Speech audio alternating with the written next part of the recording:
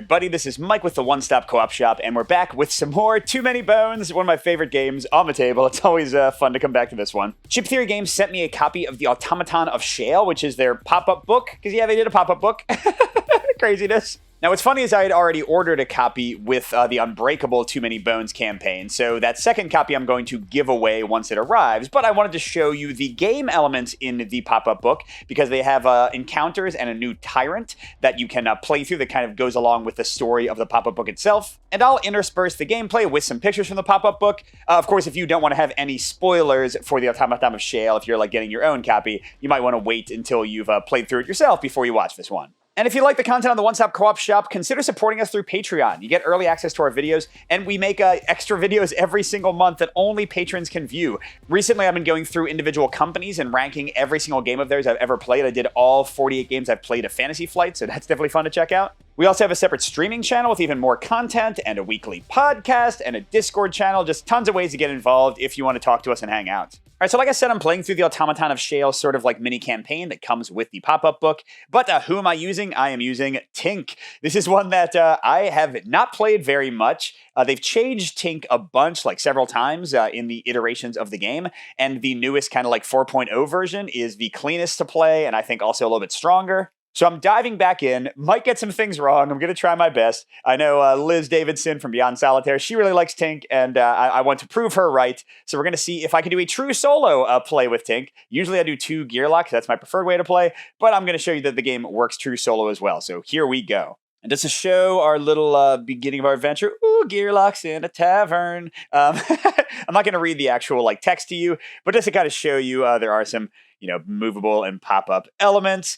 And there are also like cards and things in these little openable spots. That's where the gameplay elements we're going to be using are coming from. And I should have said this, I'm not entirely comfortable with Tink. I'm playing on heroic mode, which is like kind of like the slightly easier difficulty than regular play. So I'm starting with 1 health. I need to get 1 skill. Tink is all about building these bots and then boosting them. So let's see, I could increase my stats. I could get a better spider bot to summon. I really want to do that pretty early, but I mean, it's always good to get attack and defense, right? And I've already got 4 dexterity and not enough stats to use them. So let's go for defense. I need to roll my current number of defense in dice, trying to get no bones. If I get 1 or more bones, I can re-roll those dice a second time with defense at least. So, oops, and let's try again. And whoops, okay, so not defense this time. So go for attack instead. Again, not trying to get bones. What? Okay, I guess we're getting to skill. Or maybe just dexterity? Yeah, I'll need dexterity for these skills on my bots too that are like reusable. So a lot of dex is not a terrible thing for Tink. We'll get to our actual skills next. And here is our first encounter card, News of the North. Early in the morning, too early, a furious rapping on the door interrupts a peaceful slumber. Waiting on the stoop, shifting from one foot to another, is an emissary from the Gearlock Council. Nobulus's latest intern timidly delivers tidings of some sort of attack on Warspire, and the council has called up the occupants of this address for another mission, this one investigatory. The intern is greeted by grumbling assent and a slammed door. Alright, so like always, the first day of Too Many Bones is just like leveling up. So let's see, go back to sleep. What's done is done. A few more hours of sleep isn't going to hurt. After all, Warspire can't get any more burned to the ground, can it? So we would get some loot, and we would each increase our health stat by 1, or listen to the intern and spend a bit of time preparing for your journey. 2 training points. Wow, that's a lot. Training points earned from this choice may not be used to increase stats. All right, well, I guess we're going to do some skills, and we'll get 1 progress. And I should have showed him, but the Automaton of Shale is the unique tyrant named. The book is named after him, I guess. Here's his type of enemies. And we have up to 11 days to get 9 progress. So there's going to be 1 out of the 9 to reach this guy. We'll get to what he does later. And yeah, I always love leveling up when I can. So first, I think I'm going to get Spider Bot 2.0. And just to show them really quickly, these are the spider bots. These chips come with the like ally expansion. Chip Theory sent me that a while back. So this is like the basic one I started with. This is the one I'm leveling up into. He can attack every turn for 2 automatic damage and has 5 health versus the basic one is 1 damage and 4 health. So they're both good. I can use both of them in the same battle, but Spider Bot 2 is certainly much better. And then for my second one, so build 2.0 would let me equip more of these things, but I don't have any of them yet. These are consumable, so we can ignore that. Calling Expander gives me a stun effect for enemies, and Small Profile lets me kind of hide so my bot takes the damage. But I think I'm going to get into some of these. These 8 are attachments, and up to 2 of them can go on each of my spider bots, giving them things like automatic damage every turn or healing. So yeah, Firing Arm is a range attack. Alternator gives them consistent healing and battery renewal because they run out of battery power. Armored Plating protects them. Prodder gives them consistent melee damage and pushing. And then the corner ones are kind of a bit more miscellaneous effects. So I'm going to start off with Firing Arm. Consistent ranged damage is not a bad thing at all. And like I said, I got 1 progress. So that's 1 out of, what do I need? 9. So 1, 2, 3, 4, 5, 6, 7, 8, 9. No, we're not going that way. 1, 2, 3, 4, 5, 6, 7, 8. Oh, well, I guess, hold on. 1, 2, 3, 4, 5, 6, 7, 8, 9. Okay, so we'll say that that's our first progress. Boom, we're on Obendar. And then when we reach Warspire, we'll be ready to fight this guy. And now at the end of every day, we get to do 1 recovery option. We can heal fully, and by the way, Tink should have 4 health chips, but we don't need that yet. We can try to lockpick. We don't have any trove loot that can be lockpicked. So I'm going to do the most common option for early in the game and scout ahead for enemies. Ooh, on a 6, I can pick any type of enemy, 1, 5, or 20 strength. On a, what is it? I think it's a 4 or 5. I can pick a 5 strength. On a 1 to 3, a 1 strength. And yeah, I'll look at the topmost 5, 1, because the 1s are usually pretty weak anyway. All right, so he's got 3 melee attack, 5 life, Signal 1, which means he would bring in a weaker guy on his first turn, and Mischief 2. That means he takes away dice from my active slots, which for Tink would pretty much just be defense. That guy's not terrible, and he's a melee guy, so he's not going to be like some crazy range guy. He has no defense. We can kill him pretty quickly. I'm going to keep him on top. He's fine. And that is it for day 1. Let's go into day 2. And this one's still while we're in town. This is training for dummies. Since the party's already starting late, may as well get a little bit of training in before departing for Warspire. Fortunately, Tink has built training dummies for this exact purpose, capable of bobbing and weaving and taking a bit of abuse in the name of Gearlock Gains. The only question is how rigorous of a workout is needed this morning. Tink programmed multiple settings on these things. Is this cardio? Cardio is supposed to be important, right? First option is Fight for Dummies, dummy. You flip the switch on the bots that reads FighterBot 4.0. Place 4 1-point baddies on baddie range positions with 1 hit point each. Distribute health chips equal to party size between the baddies as you see fit. Oh, so they get like an extra health chip, so just 1 with me having just 1 guy. And by the end of round 3, I need to win the battle. That'd be pretty easy with my my bot and his gun just blasting all the baddies really quickly. Or dumb down these dummies. You flip a switch on the dummy heads that reads Sputterbot 1.0. Okay, so they're still ranged. They still have 1 hit point. They still have extra hits. Battles ended after round 5. And I need to win by then. Wait, so what's the difference? Oh, okay, this one gives me a treasure. Yeah, I think I got this one pretty easy with all my dexterity and my bot. So we're going to go for the extra bonus and fight them on the stronger mode. All right, so we're getting 4 1-point baddies. We didn't scout them at all, and they're going to go on the range positions in order. First, we got a Dragon Hatchling, very fast. He's going to do range attacks on the weakest enemy. 1 attack die, only got 3 life. And Engulf means he's going to hit everybody adjacent to the target, which could be bad for his allies eventually. This guy's a ranged unit, and he's the blue one, but they said everyone goes on range regardless, and they get 1 life instead of their normal amount of life, so there he is. Second is a Kobold Tracker. Hardy means you can only take 1 damage per attack, no matter how much it deals. Won't really matter when you only have 1 health buddy. And Compound means his attack stat is equal to the round. Also a range guy, also very fast. Come on, people. He'll be on purple with 1 life. And we can go ahead and put blue and purple in there with their high initiative. They'll be hitting us first for sure. Yellow's going to be another Hardy. Again, it won't matter. Melee, though, and only 1 attack die, so not too worried about him. And he's a good bit slower. Hopefully we'll get to actually go before he does. Finally, a Goblin Pyro. Ooh, 2 ranged attack and range as well. Got a lot of range, guys. And he only has 1 life, but Cunning means you can only attack him if he's the strongest person on the battle mat, which isn't really a problem here, is it? Because they all are 1 life. And then his 5 initiative will put him before Yellow. We have to distribute 1 extra health. I think I'm going to give it to this Cunning guy, otherwise I can't attack him, right? Because I'll have to attack whoever has 2 health. I want to kill him first. Well, I guess him and the Kobold, they have the most life. And then we roll for Tink's initiative. He very much tends towards like 3 and 4. 4, so yeah, he's going after almost everybody else because they are all very fast. Where do I want to put him? Well, I want his robot to be able to like attack people. I want him to be able to attack people, but I want the only melee guy to have to work to get over to me. So I'm going to put him, he is ranged melee for placement, so I can put him like on either spot. I'm going to have him be right here in front of the Goblin Pyro, try to kill that guy, get his bot out here to block for him, blast some people. We'll see how that all goes. Unfortunately, though, I have to survive all of these range attacks first. I mean, like literally 1, 2, geez, man, I could be dead immediately. I mean, for real. So first is our Dragon Hatchling with 1 attack. He's attacking me since I'm the only target with range. And, ooh, yes, okay, that gives us a chance.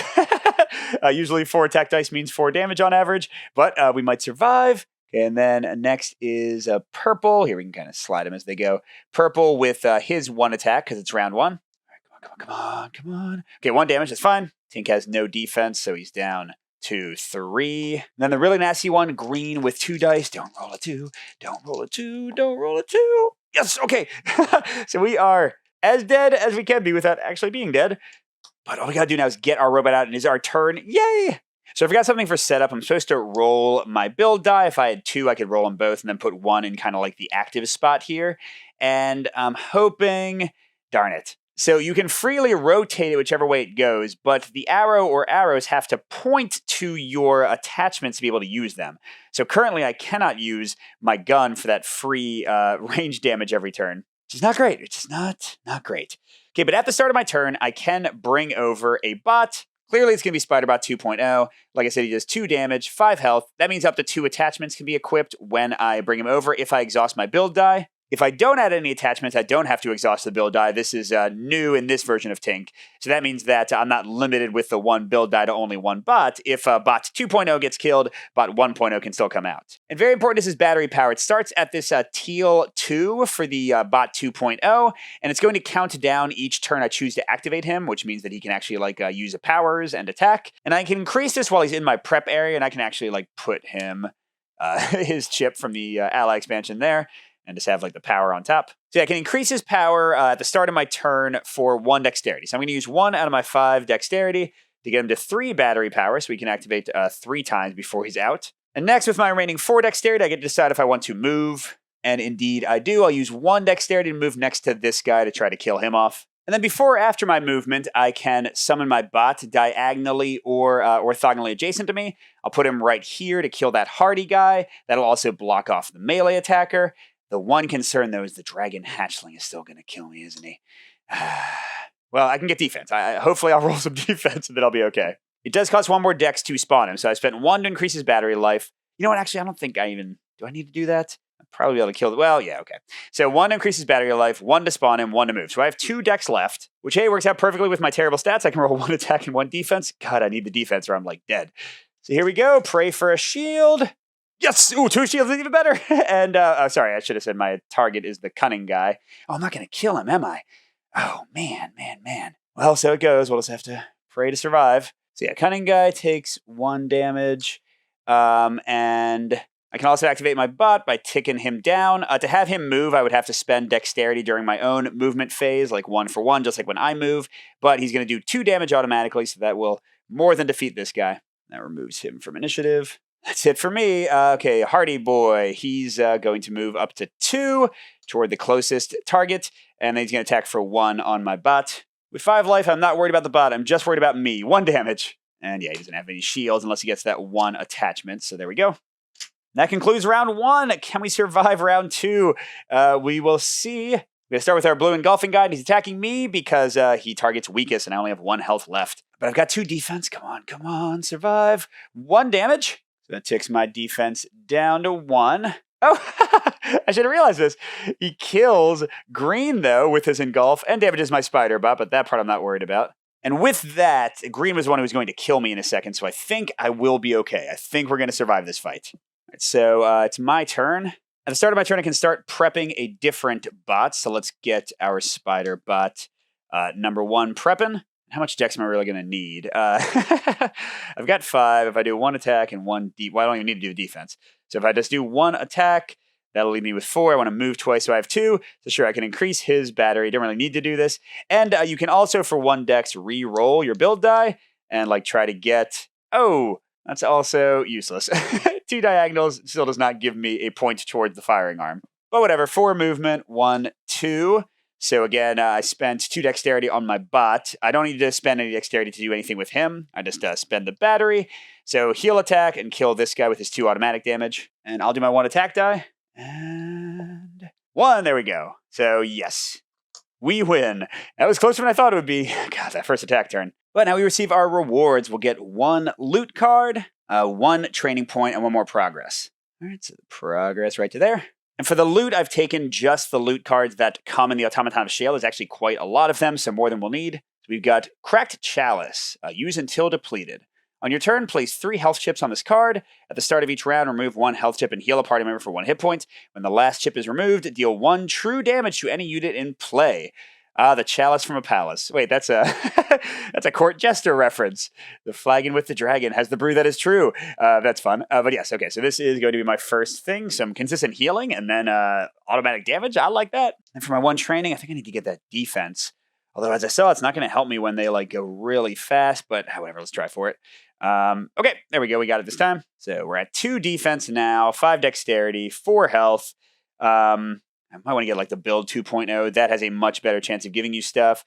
Maybe then some armor plating and the alternator for battery regeneration. We'll see how it goes. And then for my rest and recovery, maybe I should get my life back. Yeah, we'll do that. So I'm fully healed again. And that takes us to day 3 of our journey. And this is the last one that goes with the first page of the pop-up book. We'll get another page in a second. Snore of the Molnor. The Sibern waters are rather rough today, and getting through them might require some assistance. During an impromptu brainstorming session, I guess with myself, the effort is broken up by a passing group of Molnor traders, who offer a questionable proposition. What if they handed over their own boat, free of charge? An inspection of the vessel suggests that this isn't exactly a no-brainer. For one thing, the craft is a ramshackle affair, barely holding together even on land. For another, the Molnor have noted rather nervously that a particularly slothful-looking member of their group named Doug has business across the river, and the boat's new captain must ferry him safely to his destination. This may yet be a poison pill, but a good gearlock never offends a potential ally. Okay, take a chance on the Molnor's boat and deal with Doug. That gets us a training point. And another training point here. So Doug has to be the loudest snorer on this side of the Shalefish Mountains. Training is impossible with him around. Persistent. Gearlocks may not increase their stats. Discard at the start of day 5. Jesus. Day 5. So this is day 3. Okay, what's the other option? Swim across the Sibern, leaving Doug and the Molnor boat behind. Miles down the road, you can still hear what must be an army of bullfrogs. Or no, is that Doug snoring? All right, persistent. Gearlocks may not scout during the recovery phase. Discard at the start of day 6. I mean, not increasing stats. It's kind of worse, but it only lasts for 1 day, and I'd rather get the training.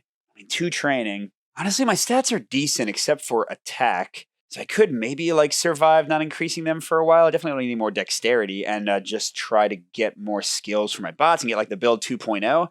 Maybe I'll be okay. And, one of my complaints with the game is that sometimes attack and defense are too obvious of an increase, so it could be kind of fun to experiment. Let's try it out. So we're going to take Doug with us until... Oh, actually, it's just the start of day 5. So we can't use these training points to increase stats, and we can't use them next day for day 4. So we'll just miss 2 days of increasing stats. That's not the end of the world.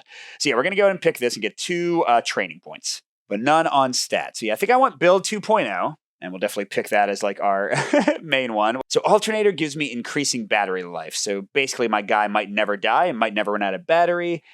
Armor plating keeps him alive as well. Prodder gives me melee damage. I feel like damage is giving me my biggest hang-up right now because I only have 1 attack.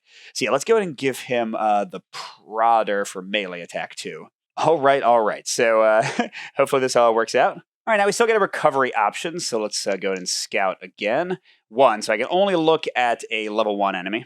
Another Mischief. But he's melee with 1 attack. I'm not worried about that. I guess they will get rid of my defense dice. But if all the enemies are melee, why am I putting on the bottom? I'll keep him on top. That's also our 3rd progress, so we're a 3rd of the way there as we go into day 4. This is our last day with Doug. Fangs for the memory. There's nothing like a night under the stars in the Deepwood. As Gearlock eyes take in the familiar constellations, however, one notices there's a new star out tonight, one that's never been charted in Daylore, and one that's a lot closer to the ground. And it's flickering? Wait a second, stars don't flicker. With a mechanized growl, the owner of what is now clearly a glowing mechanical eye emerges from the underbrush. Its joints hiss as it moves. Similar noises from all around suggest that others of its like are lying in wait as well. As the creature bares its teeth, you get the impression that death by wolf is bound to be unpleasant, regardless of the predator's biological componentry. Alright, so there's going to be a new unit that comes in the book. We got our choice One Night Ultimate Wirewolf. So the baddie Q points have to include the Wirewolf, which is a 5-point baddie. And if we have fewer than 5 points, which we do because we are in day 4 with 1 player, so 4 baddie Q points would be our normal thing, we just fight him. And for a party of 1, we gain the backup plan extension for 2 bones. We can place untargetable on ourself. So for 2 bones, we can protect ourselves, but hopefully our robot will do that for us. And with a party of 2 or 4, he would have more health. Or Clank in the Woods, and an extra training point. Baddie Q points, baddie points, including the Wirewolf, and once again, it'll just be him with me. All baddies have the skill Break in addition to the other skills. Break means that when you attack them with attack dice, those dice go away. But with my robots doing all the damage, that shouldn't be a problem at all. And then all Gearlocks have the backup plan expansion for 2 bones, deal 3 damage to an adjacent baddie. Oh, shoot. Yeah, we're going with the bottom option for sure to get 2 training and another loot card. Oh, and I just realized the break thing doesn't really matter because he has break anyway. Oh my gosh, and lashback 2 and double targeting and 3 attack. Oof.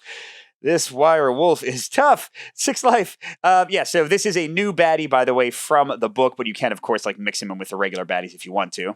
Thankfully, he's only got 4 initiatives, so I have a pretty good chance of getting to go before him and getting my bot out in time.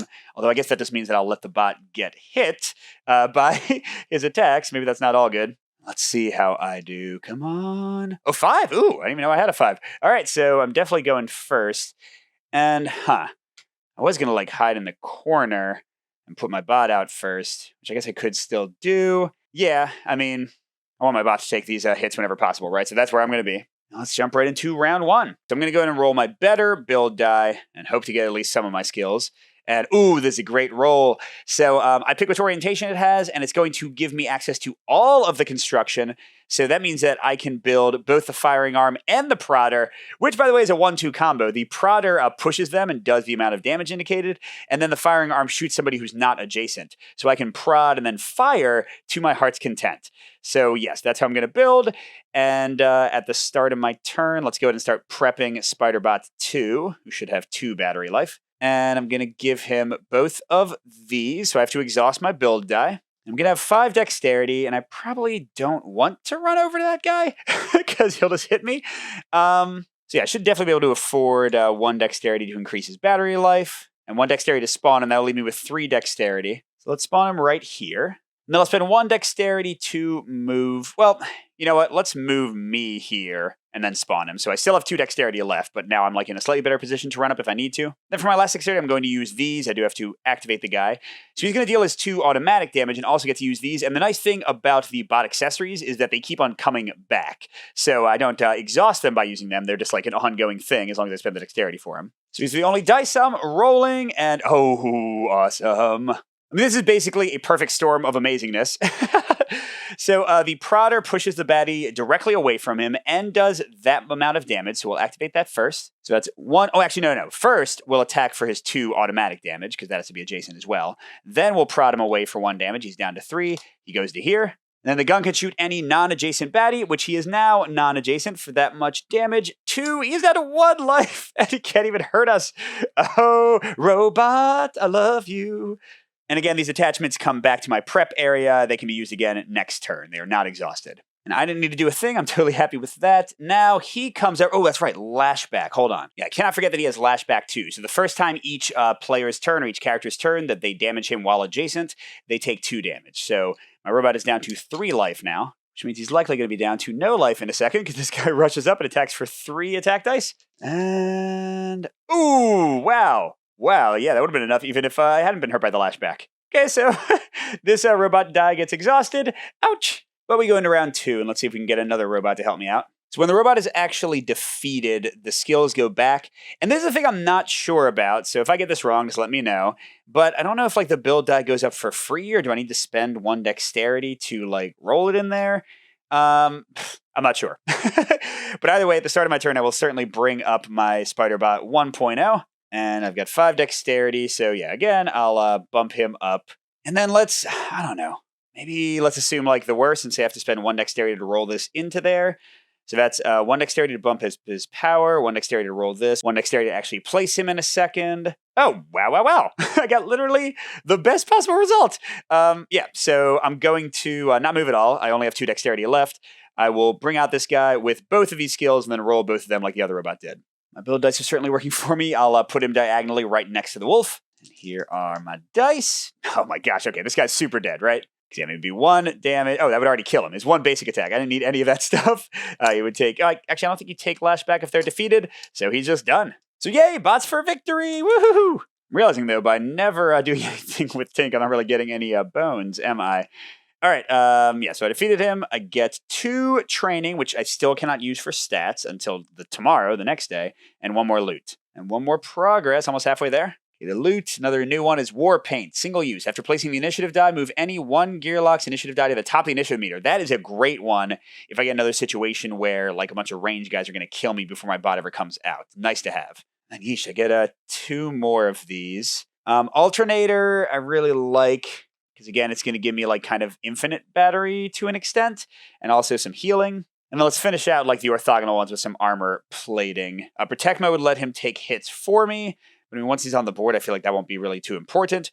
Actually, Air Horn is really good. Air Horn is really good. Maybe I do Air Horn instead. Because that gives me a consistently usable taking away of the enemy's powers, like their keywords and stuff. That could be monumentally important in certain fights. So yeah, we'll go with that and have one diagonal going on. But after this, we're definitely going to spend some time increasing stats when they let us do that again. And I didn't get hurt, so I guess I'm going to scout again. 6, okay, let's do another 5. So right now this guy's on top. We can look at the next one. Ooh, Hardy, Compound. Well, that's not, well, Hardy is pretty nasty. Although it's not as nasty with my bots. I feel like their like abilities kind of give them, you know, a lot of little attack abilities and things. So like they can kind of plink the guy to death. So yeah, I don't think I'm too worried about him either. We'll keep both of them on top. They're definitely worse enemies in the 5-point stack. And also I feel like melee is just good for Tink in general, because then my bots get to like do their thing. All right, so now we're on to day 5, which means we've gotten rid of the guy who was keeping us from increasing our stats. That's not a problem anymore. It's all fun and games when someone has extra eyes. The tuneless tooting of an old organ and the sticky, sweet smell of Shale Fist rock candy indicates that every Gearlock's greatest temptation is near. The Carnival of Carnival. Gearlocks are a competitive bunch, and it's rare that one will pass up the opportunity to prove their mettle in Carney's games of chance. But the huge liability waivers he makes you sign suggest that caution might be the best option. Today he's promoting his newest attraction, a spectacular show featuring supernatural and paranormal mutants. He claims these creatures have never been seen by Gearlock eyes. He's so confident in these creatures that he guarantees a prize to anyone who can prove him wrong. So there's going to be another non-combat one. Attempt to prove that these are just typical baddies. That's just an orc in a costume. So we're going to get 1 progress and 1 training point. Looks like regardless. Place 3 baddies from the top of any active stacks face down. Scouted baddies may be used, but are still flipped face down. As a party, decide how many of the baddies to reveal up to 2. The number revealed affects your reward if successful. As a party, guess the total of all 3 baddies' hit point stats combined, then flip all face up for the actual total and discard the baddies. Okay, encounter success is achieved if your guess is within 2 of the correct total. Collect additional rewards based on the number of baddies revealed before guessing. I could do the level 5s. I already know 2 of them. So I could probably guess without anything. I would lose the scouting and those guys being on top. But I would almost certainly get the big reward. Let's do that. So both these guys have 5. So that's 10. So I think I should guess 15. I can't imagine there's a level 5 with only 2 life. And then what did it say? I have to be within, within 2. So if it's a total of 13 health or a total of 17 health, I'll be fine. So 15 is going to be my guess. And I don't know why I'm flipping them face down. Doesn't really matter. And, oh, it's another 5. So I got it right on. So 15 is correct. So I thought I was scouting out enemies, but apparently I was just scouting out the carnival. So I've got 2 training points, and I can use them on stats, and a loot card, and a progress. All right, so the progress, the loot, tactical shrubbery. Place an untargetable effect down any Gearlock. That's also great. And then 2 training. I think I want to get like more dexterity maybe, so I can get in the fight. Maybe some health. Or maybe I mean, yeah. Let's do 1 more health. I just don't want to die. And then I guess maybe let's go for 1 more attack, and then we can bump up dexterity next. Okay, so I did get it. So I'm reasonably level, but still, of course, my bots are kind of where it's at. But hopefully now with the 5 health, I won't get one-shotted, especially with my items over there helping me out. And let's go ahead and scout again since, yes, okay, I can scout at number 5 because I wanted to. Based on days, I should be about to fight some. Signal 3 and 2 defense and ranged. That means for the first 3 turns, he's going to bring in a level 1 extra enemy each turn. I don't really like that, because it's also going to make it like more of a grindy fight. It's hard for my bot to get through that much armor. So yeah, let's get rid of him on the bottom and hope we get something better. All right, that was pretty fast. On to day 6. Krelln or high water. The Sibrin's waters have been exceptionally choppy lately, making navigation or even a pleasant swim nearly impossible. While that's bad news for riverside dwellers in need of a bath, it's even worse for the Krelln who live within, as they've seen a significant slowdown in one of their regular sources of food. Still, duty calls, so navigating these dangerous waters has become a reluctant must. It's best to keep any toes far, far away from the raft's edge, however. These Krelln are hungry and they won't easily pass up the chance at a Gearlock smorgasbord. So this one's a little different in that it does have have a water option if you have Undertow, and I do, so we can pick that one. Let's see. It says baddie points including a number of crown equal to party size. So it's day 6 times one party member, which would mean 6 people, and crown are 3. So I guess it would be 1 crown and 3 1-point baddies. Okay, but then I can discard any amount of loot and reduce baddie points in the BQ by the number discarded. And I double hit points out of the first crown placed in the battle mat. So I'll have 1 like super crown and then 3 1-point guys. That's not great. What's the other option? Okay, baddie points. So again, 6 here would be 1 5-point and 1 1-point. And then another 5-point? But Galax may discard any amount of loot and reduce baddie points in the BQ by twice the number discarded. I mean, this seems worse, right? That's like 3 and 3 1s, although the 3 will be very strong. But it's a crown, so I can stay away from it usually and let it eat the raft for a while. Or this one is 2 level 5s and a level 1. Yeah, I mean, that seems way worse. So we're going to go with this. And, Crown Nibbler. He's got Assault, which means his attack is equal to his health, and he's got double health. So he's got 6. Yeah, so thank God we can avoid him and let him eat the raft for a little while. And Crown always go to the top of the baddie stack, so he'll be over here in the first available spot. Then we have 3 number 1s, including our little Goblin Rioter. So he'll be down here on the purple melee spot. I forgot they kind of surround you in Undertow. And he's faster than the Crown. Okay, yellow is a Goblin Bomber, 1 attack, also Mischief, but if he rolls a bone, he'll hurt himself. He only has 3 life, but he will target 2 of us even when I get my robot out. That's annoying. He's yellow ranged. Oh, right next to the guy. That's probably actually better for me. And he's the fastest of all so far. Finally, our 4th friend. A ranged guy with compound. So 1 attack the first round, 2 attack the second round. Only 2 life, though, but hardy, so he'll be slightly annoying. He's green range, so he is kind of in his own area. And still faster. All right. Let's see how our initiative looks. 5 would be great. Okay, or a 4. That's still fine. I'm still faster than everyone except the archer. And the fish. So actually, both of these guys are going to be faster. Which makes me think maybe I start here. That way this guy, the melee guy, can't reach us. But I can hit him. I can have my bot start out right there. So yeah, that seems like a pretty good spot to go. And start a battle. I'll choose to roll my better build die first. And okay, I got... That would let me access everything except Airhorn. That seems pretty darn good. So yeah, we'll do that. Although I guess I can only use 2 anyway. But yeah, I think Prodder and Firing Arm are probably going to be what I start with for my big bot, and then I can save the other ones for later. All right, here goes. Purple is attacking me for 1 attack die. Oh, no, sorry. He's trying to run over to me. So I'll have him go... Let's have him go kind of that way and to stay a little bit out of the center for now. Oh, and his Mischief 1 does nothing because I don't have any active dice yet. Okay, then yellow also has a Mischief 1, and now he's going to attack me for 1. He would attack 2 people, but he only has 1 target.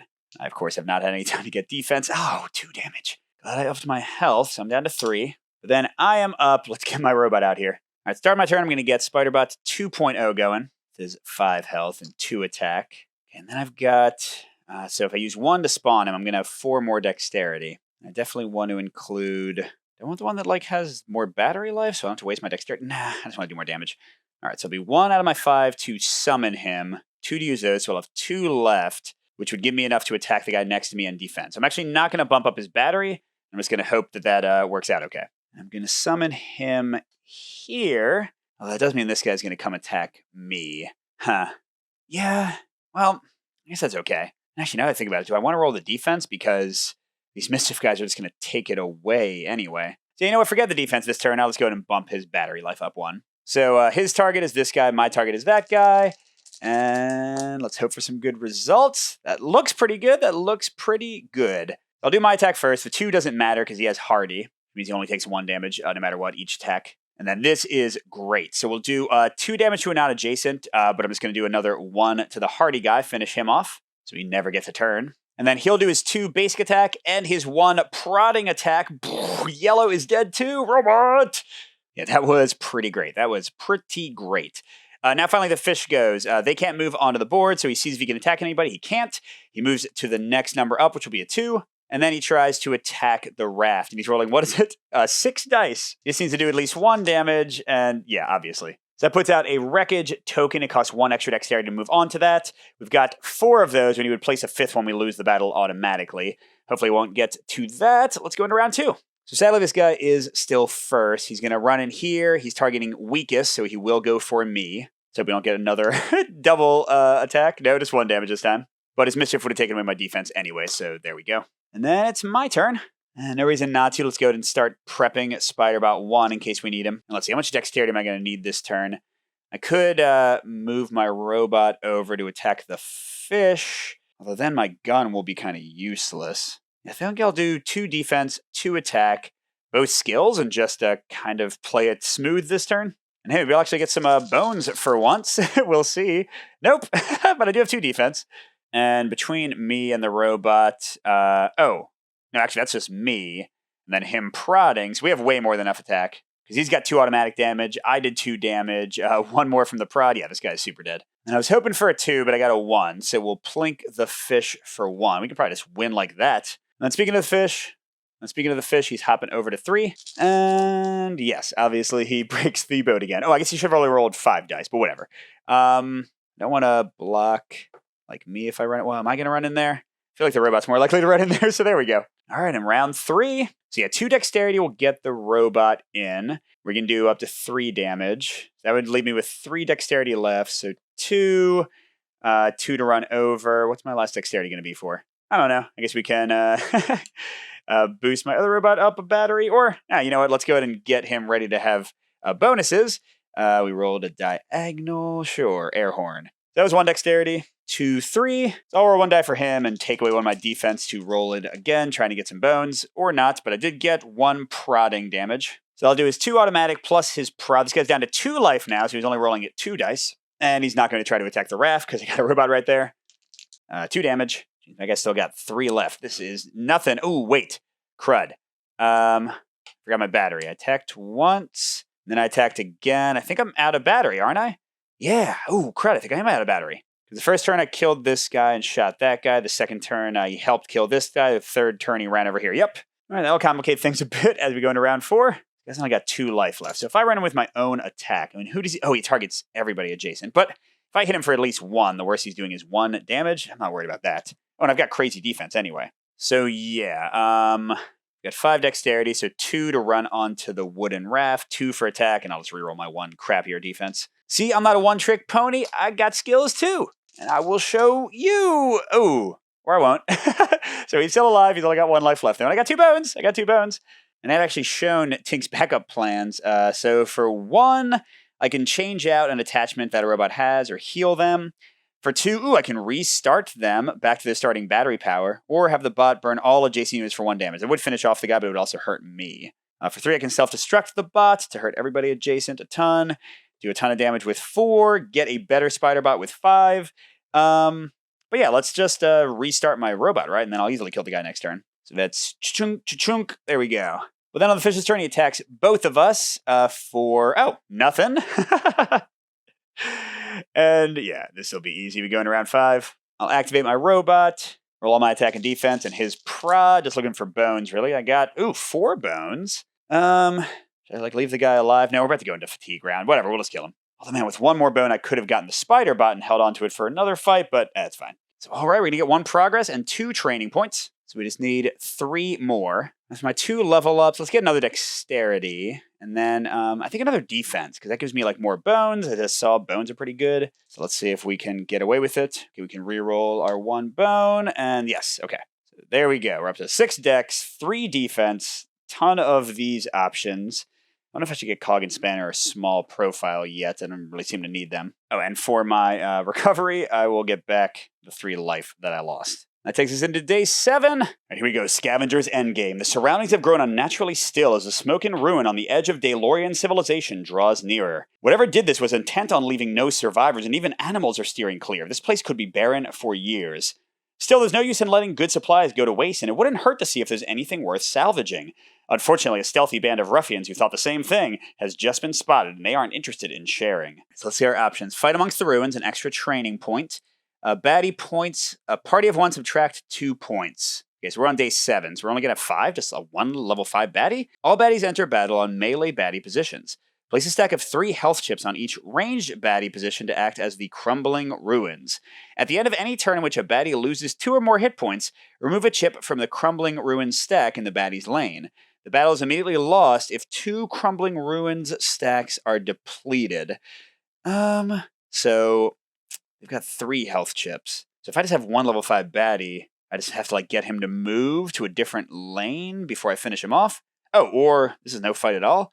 Sneak around and push the building on top of the enemy. You sneak around and collapse the ruins atop the waiting scavengers, but the structure lands on you as well. So we get 2 loot, and we're getting 1 loot anyway, but I don't really have much room left for loot. So now I'm going to fight. But it's just a 5-point baddie because of the subtraction. That's very nice of them. And again, I just have to, anytime I do 2 or more damage, he's going to like weaken the stuff behind him. All right, who do we have? Ooh, Dragon Delinquent. Attacks the weakest, 7 health, 6 initiative. We're not going before him. 2 attack, 2 defense. He engulfs, so we could get him to hit himself potentially. And he weakens if he rolls a bone. Okay. So yeah, in a way this works out for us, because if I go here, and then I'm clearly going to start myself with him, he's going to hurt himself when he engulfs me. Although I guess I will start collapsing stuff. Ooh, but my robot, if he can get the pushing skill, can push him into a different lane. That should make things pretty simple if we can make that happen. Let's roll for initiative, even though I know it's not going to happen. Yeah, only a 4. And roll for my build. I just need to get something pointing to the Prodder. That's kind of like the whole key to my scheme. If he's going to be right up on him, I think I'd rather have like the air horn and the Prodder, I guess, with that swoop instead of the firing arm. All right, so he's going to shoot me and himself, although he's got defense, so it probably won't actually affect him. Yeah, so the 2 attack will just take away his 2 defense, but it'll do 2 damage to me. But no bones, so we're not weakened, which would have taken away dexterity. That's fine. Then it's my turn. Let's kick this guy's butt. All right, so I'm getting my Spider Bot 2.0. Don't think I need extra battery life. And yeah, we'll bring him out with the Prodder and the air horn. So that'll use that. So we're only going to need 1 dexterity to spawn him. We don't need to move it all. So we'll have 5 left. So let's go with 2 attack for me plus the Prodder. Oh, wait, you know what? I'm realizing if I prod him, I can firing arm him. So never mind. We're going to go here with the build and get that. So we'll do those 4 plus 2 defense. Oh, no, that's right. I had to spend 1 dexterity to actually spawn him. So 1 defense. That seems like probably the best we can do. All right, so we're going to have him right here. And, well, I guess I don't really care about the prodding, do I? Because this is all 1 turn, so we can only take away 1 of these 3, even with all the attacking we'll be doing. But we'll both target him, and see how we did. Ooh, that is a lot of damage and 2 defense. What a great roll. All right, so I'll hit him for 2 first, because he engulfed his own defense away. That does that. And now that I've done at least 2 damage to him, 1 piece of the wall goes away, but again, it's just once per turn, so that's not going to matter much. I guess it's at the end of a turn that would go away, but that's okay. Oh, wait, actually, never mind. It's the end of a turn, so he won't even be here anymore if I push him. So that was my 2. I'll spend a battery to have this guy do his 2. Wait, are we going to one-shot this guy? Are we going to one-shot this guy? 2 damage and a push. Boom. And then, yeah, 2 shooting. Bye. Wow. Yeah. They felt they needed to be nice to us by taking away 2 of the baddie points. They didn't know. They didn't know about Tink and Spider and their skills. So we barely damaged the ruins at all. We are good. So we get 1 training point and the last loot I can hold plus 1 progress. So we just need 2 more. Okay, the loot is ruby red goblin shoes. At the beginning or end of your turn, place yourself on any available gearlock starting position. Oh, starting position. That's kind of nice. Especially with the end of the turn option. So I can like run over, hit somebody, and then run away so they attack my bot instead of me. For the training, gosh, I don't even know. I don't know if I need any more of these. I don't really need armor plating because it seems like there aren't enough people dealing damage that I need to survive usually. And at this point, I might even kind of want to tank for my robot. And generally, these robots can only hold 2 attachments. That's only 2 dexterity to roll. Maybe I go to 7 dexterity? Because I can roll 5 dice by myself right now. Yeah, so I can definitely afford 1 more dex. And my recovery will be to heal again. And we're almost to the end. Day 8. Look at those hiding gearlocks, earth tones, the forest is crawling with enemies. Sometimes you just know it, despite not having seen hide nor hair of anybody else in miles. In fact, the lack of activity in these woods is suspicious enough on its own to justify a myriad of fears. Some may call that confirmation bias, but seasoned adventurers call it gearlock intuition. In the event of someone approaching in stealth, Gearlock Intuition has also decreed that the best defense is to cloak oneself in the garb of the wood, camouflaging any body parts in brush, poultices, and powders that blend in with the landscape.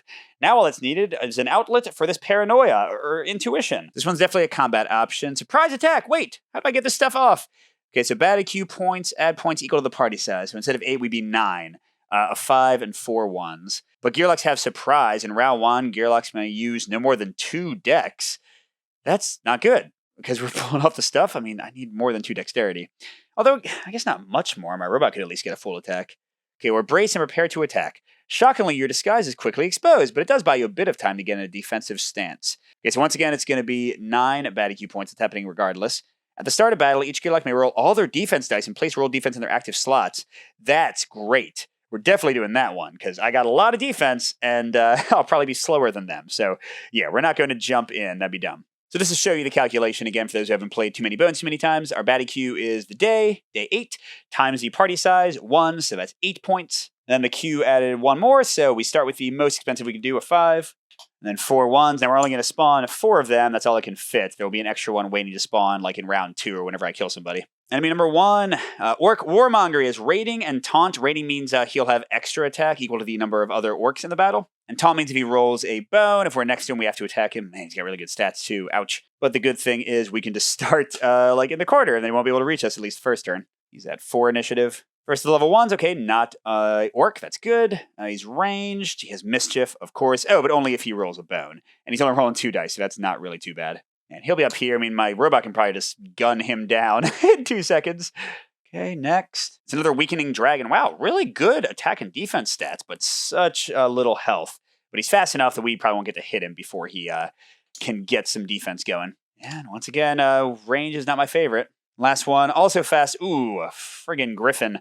Flight means I can only attack him every other turn, basically. He'll be flying half the time. 2 damage, but at least he's melee. Still, it's not great. Oop, there we go. And he's going to be a 5 right after the dragon. It'd be so cool if I rolled a 5 for my initiative, but I think it's a 1 in 6 chance. And nope. But I will go before at least the orc and the other guy. And yeah, like I said, I just really don't want that orc to hit me because he does way more damage, even though nobody's boosting his raiding power, so we're going to be over here. And we'll leave our 1 that still has to spawn over there. I do have my war paint. I could go to the front of initiative. Oh, that's right. I forgot. I'm getting all of my defense right off the bat. Well, except no bones. So come on. Give me... Oh, my gosh. Well, that wasn't great. But it's more than 0 defense. So first is going to be the yellow guy. He's going to attack me, and he's weakening me 1, which means I will have 1 less dexterity this turn. And yeah, he's got crazy good stats. Okay, so that's actually not bad at all. He didn't get any defense. He does hit me for 2, but that was the average anyway. So my shield stops 1. I take the other. I'm going to be very hurt very quickly here. And it's a reminder that I'm weakened 1. So I'll have 1 less dexterity this turn, but I have a lot of dexterity, so that should be okay. Okay, and then the bird's going to come over here and attack me for 2. Oh my gosh. Wow. I'm at 1 life? Are you serious? Okay. That means this guy will kill me unless I can do something about him, or unless I roll my defense not horrifically badly this time. But all right, this guy's got flying, although I will note that my gun can still shoot him, because flying just means you can't target them, but an untargeted ability like my robot's gun would be fine. Oh, speaking of, I never rolled my build die at the start. This one again. So, yeah, it'd be gun and Prodder. That's probably what I would have taken anyway. That's fine. Yes, so we're getting to my turn. I need to survive. So I don't know if I'm going to spend anything to boost his battery life. I mean, I probably should, right? Okay, so that'd be 1 dexterity, 2 to place him out, 3 from the weakened, so I have 4 left. So 4 left, 4 left, 4 left. Let's assume the gun has a pretty good chance of killing the guy next to me. But I definitely need some defense, right? So I don't think I need the Prodder, because he'll kill his target anyway. So taking that away... That'd be 1 dexterity. I want the robot to move 1, so that's 2 dexterity. So then I'm just going to roll 2 defense, I think, just to stay alive. So to walk that through, I've got 6 dexterity because of this. 1 to spawn my robot, 2 to walk him over, 3 to increase his battery, so I have 3 left, 3 dice. There we go. Come on, give me that 2 range attack. Give me that 2. Yes, okay. That's pretty good, and I got defense, so I've got 2 shields. We'll go and use this first, blast the bird before he ever does anything again. And then for his regular 2 attack, he'll kill this guy before he goes and shoots at me. That's all we got for the moment, and this guy's going to wallop my robot. All right, well, so it goes. Yeah, so he attacks and rolls his defense. Here we go. And okay, not too bad. 2 damage and 2 shields for later. So my bot's got 3 life left, and oops, I forgot to do his battery again. And we do spawn this guy at the end of the round. Let's see, so blue, we're going to go purple. Oh, no, he's melee, so I think he goes to the green melee spot. Oh, it's another flying guy. But the nice thing is, he does not care about his initiative. He's automatically at the end. Only level 20s and bosses skip to the front of the initiative. So I could, like, even run up and kill that guy pretty easily this turn. So speaking of, we go into round 2. And, oh, This guy's attacking my robot. I don't want him to. Although I guess the weaken won't hurt us at all, so that part's okay. Yeah, because my robot's still the strongest. Don't kill him. Don't kill him. Okay, 2 damage and still no defense, so I can try to finish that guy off. But yeah, this robot's not long for this world. But then I'm up next before this monster goes. Oops. So yeah, the battery definitely didn't matter. The life is the problem here. So this time I've got my full 7 dexterity. Definitely going to use 1 to go there. I'm not going to move otherwise. Oh, and I'll go and start prepping my second robot, I think. Okay, so 6 more dexterity. So I can do all of my... Well, I don't need all my defense. I'll do 1 defense and 2 attacks. So that's 3. 5. And let's bump up my robot's battery and weighting. All right, so there we go. That'll be 5 dice rolled. Okay, so he'll target the big guy. I'll target them. And the displace can actually be used on somebody you didn't target. So worst case, he can finish off my enemy. But no, that was a good roll. That went great. So my 2 will kill the bird before he ever goes. And I've got 4 defense now. That's very nice. Okay, and then he'll do his regular 2 attack. This does take down 1 battery. To take away this guy's defense. And I'll hit him with this for 1 damage. So he's down to 5 life now and he gets pushed away. Now this is actually kind of a tough choice. I mean, the dragon is really pretty strong. And yeah, I just want to take him out. So I'm going to blast him to smithereens. So it's just the big guy in us. All right, so that is that. And then this guy's clearly going to kill the heck out of him. And yep. Ooh, and he's got 2 defense again. Okay, so that's 1 robot gone. We're going to round 3. All right. Let's see. I'm definitely going to spend 1 to get this in. So I can hopefully get at least like 1 of these attack options. Okay. So yeah, I guess Prodder and Firing Arm are still my best bets here. So it's 1 dexterity. I've got 6 left. Spawning him will make it 5. I want to move next to the guy. Well, maybe I don't want to move next to the guy. Well, yeah, I got a ton of defense, so that's fine. So we'll go ahead and summon this guy with those. So 6 defense because we bumped him up. So I'm going to go 1, 2 of my 7 dexterity. 3 and 4 to increase his battery life. 5, 6 to roll these. And I guess 1 attack die for me. I don't need any defense. There we go. Oh, great. Okay. Yeah. The gun was dumb. I don't know why I even rolled that. I should have just rolled another attack die, so that's okay. All right, so 1 damage from me will take away 1 shield. His attack will take away another shield. Are we doing nothing? Darn it. We did get 2 bones. And so I could change what he has. I could have him do 1 damage to the guy with the hot gasket, but let's wait and try to save it for something better like hammer time. Oh, wait, never mind. Then I won't be able to use this next turn. So let's go ahead and spend it now and just do 1 damage with hot gasket. That's 1 damage to everyone adjacent to my guy, so he's down to 4 life. And then on the orc's turn, please don't one-shot my robot. Nope, 3 damage, he's still alive, and yes, he's only got 1 defense this time. Now we are taunted, which means we have to attack him. Who else would we be attacking? Nobody, so that's fine. We're going into round 4. Yeah, I've got 7 dexterity now, so I'll definitely do both of his and both of my attack dice. What else can I do? Oh, I'm sorry, this guy should be down to 1 battery. Let's reroll my 2 weaker defense, because he's still not going to attack me for at least this turn. So I'll use 6 dice. All right, come on, push him and shoot him, push him and shoot him. Yes, this seems good. This seems very, very good. Got a lot of defense. So I'm going to do my 2 damage first. Take away his shield and do 1. Robot's going to do another one with his basic attack. And then 1 damage and push him. And 2 damage with the gun. Get out of here. All right, that was a good win. We're getting other loot, so we'll have to throw away 1. And we're getting a training point. And the last not the last progress, second to last progress we need. There we go, as we're about to go to day 9. 1 more loot. Charred rations. Party of 1, heal yourself to 2 under full hit points. Right now that would mean if I was like at 1 hit points, I'd heal to 3. That's... Cracked Chalice is better. War Paint to get my initiative is better. Moving automatically. Yeah, I think all these are better. So, nah, bye. And I am gonna heal back to full. And then, do I want to get more dexterity still? No. You'll go for more attack. That seems to be fitting in with what I'm doing. Oops. Or not. Could go to more health. Or do I want any more of these? I guess the armor plating wouldn't be terrible to keep my guy alive. So sure, we'll put that as another option. Then we can do like a melee build with armor plating and Prodder. All right, going into day 9. And this one is the boss's unique encounter, so there's no page to go to for this one. Rock and steel. Cavernous echoing clangs tumble from the mouth of the cave. Peeking is likely dangerous, but perhaps there's some clue hidden within as to the nature of the horrific creature that's been haunting these parts. A head poked around a stalagmite reveals the first glimpse of the heretofore elusive foe, a shambling behemoth whose skin seems to be covered with a dark, grainy substance akin to rock. Sighing heavily, the monster picks up a stone hammer and begins working on a new creation at its makeshift workbench, a recreation of a dire wolf made entirely out of scavenged mechanical equipment. Just then, a gearlock slip creates a clattering that echoes through the cave.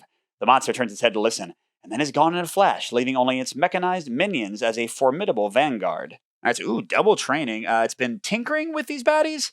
So, baddie points, BQ. Oh, but subtract 2 points again. Thank you so much. So instead of 9, it'll be 7. That's like easier than the last fight. Wait, all baddies are immune to poison, bleed, and fatigue. Only the fatigue will matter for me. Roll the d6 at the start of each round. The result is applied to all baddies. They change to ranged attack. They change to melee. +1 defense, +1 attack. They have the skill Assault, where their attack is equal to their health. That could be bad. Or they have the skill Blind Strike 2, where they'll deal 2 damage to the nearest person who's strongest at the start of their turn. For each hit point a baddie would lose, the party may forego removing the hit point to increase the d6 by 1. If the final baddie in play is defeated while the d6 is set to 6, treat this card as loot, Automaton Wiring. At the start of any round during the Tyrant battle, change the automaton's mode to a different mode of your choice once. That's right, because like the boss kind of switches between things like these guys do. Wait, so how does that work? If the final baddie is defeated while the d6 is set to 6. So we roll at the start of each round, so we'd have to kind of have luck for that. The main thing I'm worried about is that Assault skill. So if they're on Assault, but then we're early enough in initiative and we hit one of them, we can change it to Blind Strike and have them hurt each other. So we have some options here. Okay, cool. Again, it's only 7 baddie points, so that part's not too bad. Ooh, annoying. Dive, flight, 5 life, and he brings out a level 1 guy. I would love to just kill this guy my first turn. Maybe I'll use my War Paint to go before him. But let's see who his friends are. Okay, rating, Orc Scout. Range, but only 1 attack. Who cares? And last one. Oh, another. Oh, okay, so never mind. They both have 2 attack, and maybe more based on how that die rolls. Suddenly these guys are not quite as funny. Although this one's melee and kind of on the other edge of the board, so he's not super worrying. And he's slow, and the archer is slow, so... Yeah, I mean, again, I might use the War Paint, but either way, it seems like I'll be able to get the drop on these guys. Well, maybe. Shouldn't assume. Oh, yep, okay, so we're only slower than the bird. Yeah, I really do want to kill that guy, so we're just going to start, like, literally right on him. Use my War Paint to do that, so we'll be ahead of him. We're just going to try to go ham with me and my robot and kill that guy in one go. Means we won't have War Paint for the boss, assuming we fight him next, but it's just how it goes sometimes. And I do need to roll this. Ooh, okay, so that seems pretty good. What do I want to do? Do I want to do armor plating and Prodder? I feel like I'm just going to do... I mean, it's really hard to beat this combo of damage and damage, especially in solo, where I just want to like kill the guy as quickly as possible. So, yeah, let's get my best spider bot. We'll go and give him 3 batteries, so that's 1 of my 7 decks.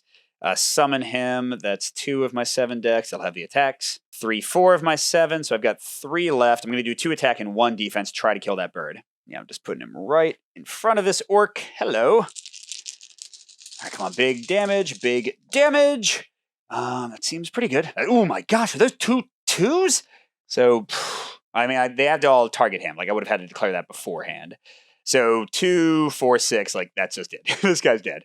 But yeah, wiping him out before he became impossible to attack at first, that was great. And then, again, the prod can be targeted against anyone adjacent. Doesn't matter if they were your targets. So that'll be 1 damage to him. And shooting this guy for 2. Just lots of love all around for these guys.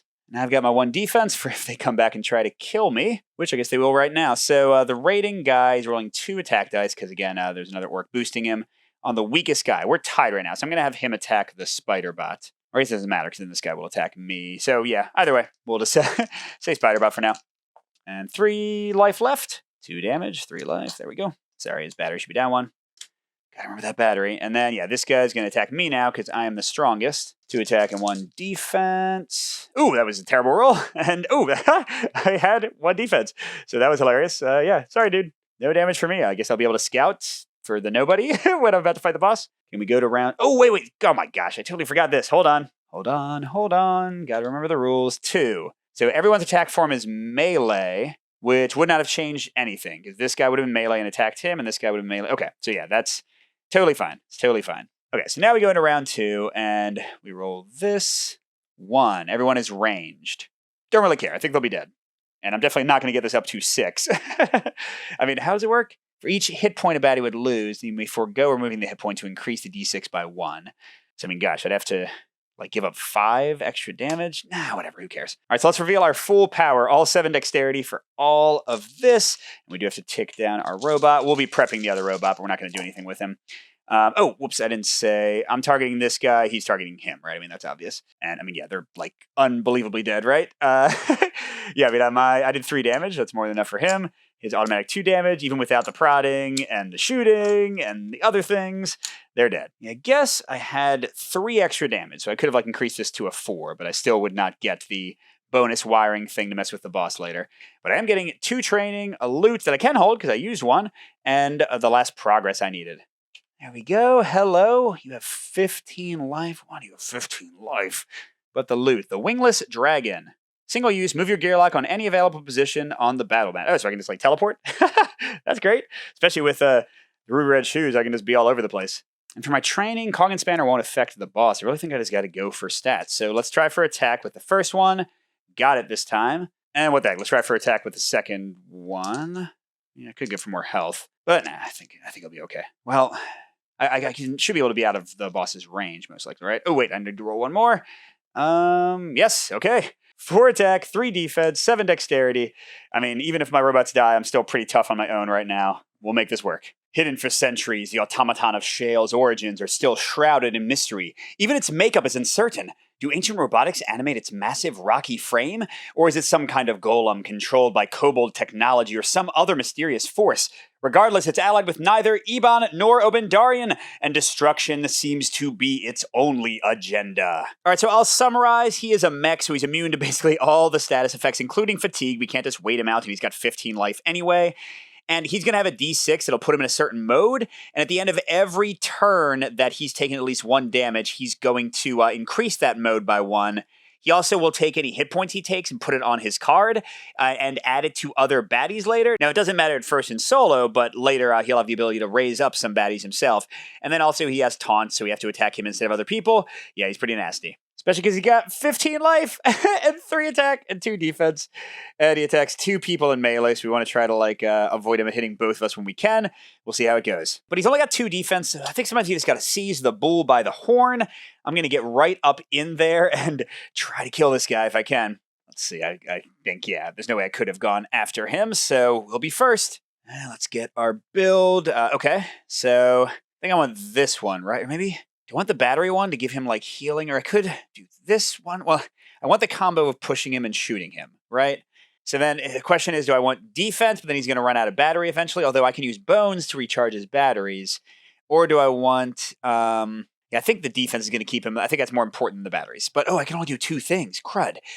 If I do armor plating and prodder, that'll let me push him away and kind of control where he goes. But hopefully he's not... well... but actually, maybe I can have Tink be the tank and do like Prodder and Alternator to just keep his battery up for potentially forever.